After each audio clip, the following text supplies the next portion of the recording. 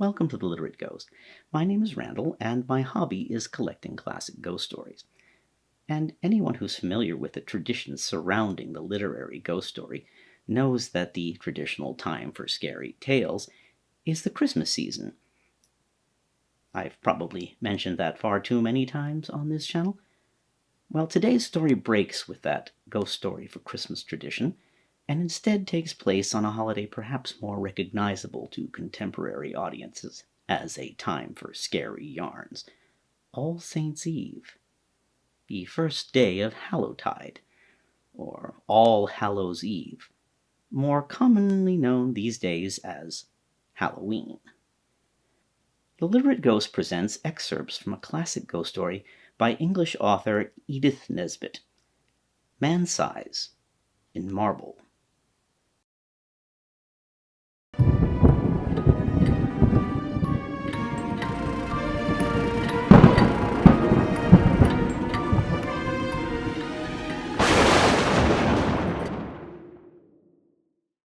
Although every word of this story is as true as despair, I do not expect people to believe it. Nowadays, a rational explanation is required before belief is possible. Let me then at once offer the rational explanation, which finds most favor among those who've heard the tale of my life's tragedy.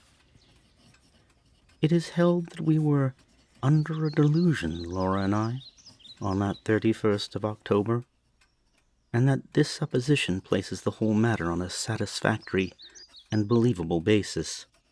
The reader can judge when he too has heard my story, how far this is an explanation, and in what sense it is rational. I never in my life knew what it was to have as much money as I required to supply the most ordinary needs, good colors, books, and cab fares. And when we were married, we knew quite well that we should only be able to live at all by strict punctuality and attention to business. I used to paint in those days, and Laura used to write, and we felt sure we could keep the pot at least simmering. Living in town was out of the question, so we went to look for a cottage in the country. We knew a pretty cottage when at last we saw one. It was in a little village set on a hill over against the southern marshes. We had gone there from the seaside village where we were staying to see the church, and 2 fields from the church we found this cottage. There was a bit of stonework, ivy-covered and moss-grown, just 2 old rooms, all that was left of a big house that had once stood there.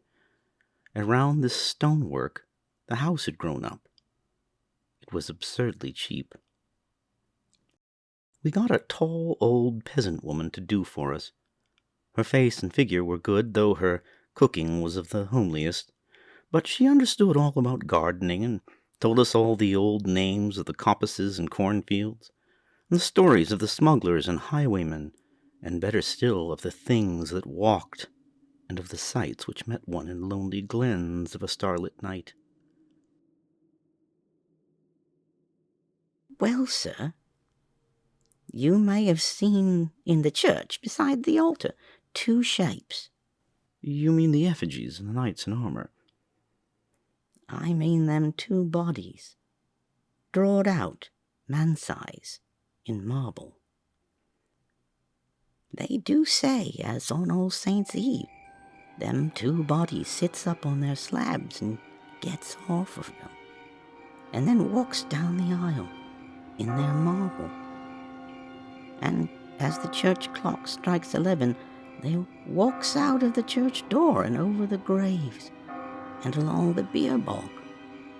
And if it's a wet night, there's the marks of their feet in the morning.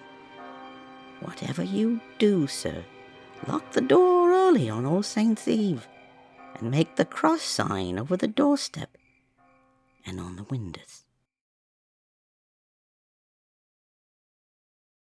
If you like the story and you'd like to read it for yourself, this and many other stories are available online at the Literate Ghost website at theliterateghost.com. Thanks for watching, and I hope to see you next time. Subscribe.